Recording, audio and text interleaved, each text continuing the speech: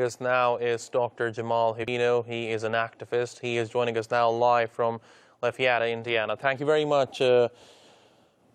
Hibino, for joining us on this news hour. Please tell me, what is your navigation through the latest developments that have taken place in Ethiopia? The military offensive has stopped, and now Prime Minister Abiy has pledged to rebuild the city of Mekelle. Thank you for having me. Actually, the news is far from being true. The military offense has never stopped. Even yesterday, a day before, right after the government announced it, the military offense has been concluded, and now they are in the construction phase and the stabilization phase. The Tigray government shot down one military warplane, MiG-29, and the pilot was captured alive. And the military offense is far from over, because the Tigrayan government is using various tactics to weaken and slowly and gradually encircle the government troops, and the government troops are paying heavy casualty, and they are not welcome in the community because they are not invited. They're seen as invaders and taking over the sovereignty of the Tigray region. So it is a popular resistance, it's a popular war. It's far from over. If you ask my opinion, it's just at the inception phase. It's at the beginning. And the spillover in other parts of the country and the region is of paramount significance also to consider here. So the news the government announced it is far from being true. All right, now, Dr. Hibino, moving forward, I have a critical question here. Prime Minister Abiy Ahmed has said that not even a single civilian was killed in the latest military offensive, but Amnesty International published a report on the 12th of November in which Amnesty claims that scores of civilians were killed in the Tigray massacre. Who should we believe? It is very ridiculous for the Prime Minister, which actually has been the same way since he's coming to power. He must be leading the war that angels are fighting then. It's not like humans fighting, the warplanes are not bombarding, or the heavy military artillery or grenades are not being thrown into public areas. So it is a war between an angel and an Abel in the way he puts. If a single innocent casualty was not there. You know, there are a lot of graphic pictures coming out of Tigray. A lot of innocent children, elderly, have been injured or dead, because they are indiscriminately bombarding towns they got into. You can see that the truth and verify the truth from the refugees. Dr. Abel, if I may interject here, so are you indicating that the bloods of scores of civilians is on the federal government's offensive's hand? Or do you think the TPLF forces are also responsible for killing scores of civilians in Tigray? Yeah, to be very fair in here, you know, the Tigray government is defending themselves. They are not only defending the federal government, the Eritrean troops are on the ground fighting along with the Ethiopian government. And there are reports the Somali troops are on the ground, and I think they are left with no options but defending themselves, their sovereignty, their people. I don't see any crime for which they need to be crushed. You know, they elected their government, and they want more autonomy and self-governance. They are defying the wish and the want of Abiy Ahmed returning into the imperial domination. So but they are just if I may interject here, that. it's not this simple, is it? The TPLF does not see Abiy Ahmed's government as a legitimate actor in Ethiopia. The TPLF has been advocating for a re-election in the country in order to test Abiy Ahmed's power. And same goes for Abiy Ahmed's government. The Abiy Ahmed's government does not see the TPLF as a legitimate actor in Tigray.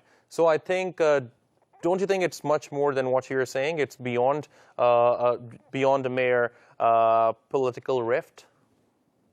It is way complex and beyond the simple allegation that who started the war and why the war is started, because it is an extension of 2-year-long instability in Oromia region. The Oromia people also believe the same way. The legitimacy or constitutional right of Abiy Ahmed government expired on the 5th of October. So the Abiy Ahmed is hanging on power unconstitutionally, and he is not showing any signs. He's not been elected, and he was a transitional leader, and he abused the transition, and he led the country into crisis. There is no peace and stability in any corner of the country. It's not just a Tigray, because he is fighting the war of Eritrea with Tigray. He is seeing Tigray as a threat to his dream to become the king, because there is a prophecy that his mother told him, according to his words, when he was 7, he will be the 7th king of Ethiopia. So he put a lot of activists and political leaders, the like of Jawar Mohammed from Oromia region, into prison on wrong pretense and allegation of terrorism. And he killed a lot of high-profile individuals in the country. So the country is in huge turmoil, and that turmoil now reached the climax and broke into war. So we're expecting more things and more chaos to unravel and unfold in the country from this point on. It's just the beginning of a lot of problems for me. Right. Now, moving forward, what do you think is the possible solution to this problem? I mean, Ethiopia is a country which is divided into different ethnic groups, and each of those ethnic groups wants some sort of self-governing power, some sort of sovereignty. So do you think there should be another reform within the constitution of Ethiopia which grants such autonomy to all those regions? I mean, what is the possible solution? Yeah, actually, the possible solution is now way beyond the hands of the prime minister or even the Ethiopians. The international community need to take swift action to stop the bloodshed. This is a senseless war waged simply to realize the ascension of the coronation of one man as a king. So the international community need to interfere, the war need to stop, and Abiy Ahmed's time on power has expired. Transition justice need to be ensured. All opposition leaders, the community, and international community need to come together and work on some kind of transition, because this problem is already spilling into a wider region of East Africa. It's not just stopping there. So the AU tried to mediate. The Nobel Peace Laureate resorted to gun, and gun can never bring solution.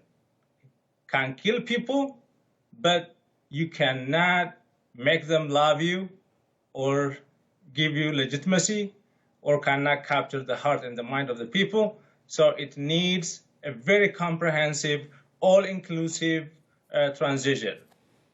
Okay, now my last question to you. There is no doubt about the fact that Prime Minister Abiy Ahmed chose to move forward with a military solution to the problem between Tigray and the federal government. But what would you say about the Tigray forces not condemning the killing of at least 600 civilians? The Ethiopian Commission for Human Rights published a report in which it said 600 civilians were killed in the massacre in Tigray. And that allegation needs to be left for independent investigation. I'm not privy. There are very conflicting reports that it's not the Tigrayan forces, it's rather the ARHo region special forces and the military, paramilitary groups that has undertaken that despicable atrocities on civilians. So that pending independent investigation, I condemn either party that is inflicting harms and really committing the atrocities on unarmed civilians. The armed civilians need to be off limit, and that's why we need international interference and all stakeholders to make sure that a second Mike Hadra or another Mike Hadra not from happening in the region. All right, Dr. Jamal Habino, thank you very much for talking to us on A News. We really appreciate your taking out the time. Thank you for having me.